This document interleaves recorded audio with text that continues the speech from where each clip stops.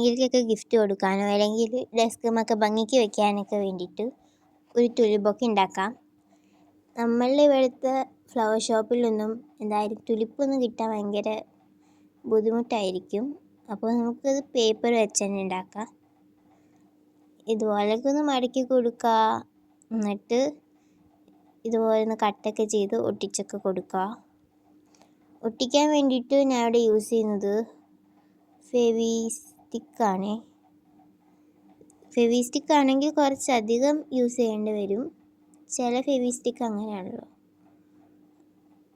പിന്നെ ഞാനിവിടെ പേപ്പർ വേണമെങ്കിൽ റോൾ ചെയ്തെടുത്താൽ മതി. ഞാനിവിടെ എളുപ്പപ്പണിക്ക് വേണ്ടിയിട്ട് വുഡൻ സ്റ്റിക്ക് ഗ്രീൻ കളറിൽ അടിച്ചിട്ട് ഇങ്ങനെ ഒട്ടിച്ചെടുക്കുകയാണ്.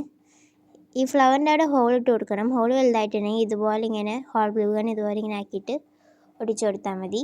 ഇനി അടുത്ത ലീഫ് നിർബന്ധമൊന്നുമില്ല കേട്ടോ, വേണമെങ്കിൽ ചെയ്താൽ മതി. അതായത് അതൊന്ന് A4 ഷീറ്റ് ഇതുപോലെ ഒന്ന് കട്ട് ചെയ്തിട്ട് കളർ അടിച്ചെടുത്തിരിക്കുകയാണ്. അങ്ങനെ നിങ്ങൾക്ക് ഇഷ്ടമുള്ളത് അത്രയും ഉണ്ടാക്കിയെടുക്കുക.